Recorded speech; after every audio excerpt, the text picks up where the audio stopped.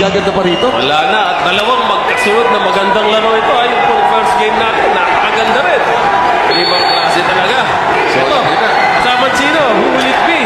Garyaso, Paulaba. Ito. Manood na kayo. Eh, Garyaso. 5 seconds to shoot. Carriazo, attacks. Carriazo misses.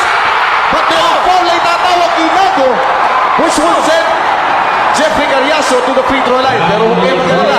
Meron bang isang timeout ng Ginebra at dalawang free throws para kay Carriazo. So, may pag-asa pa. They will challenge Carriazo. Gano'ng katigas ang dibdib mo? Ipakita mo dito sa amin. That's a foul. Ayun po ang tira ni Jeff Garyaso.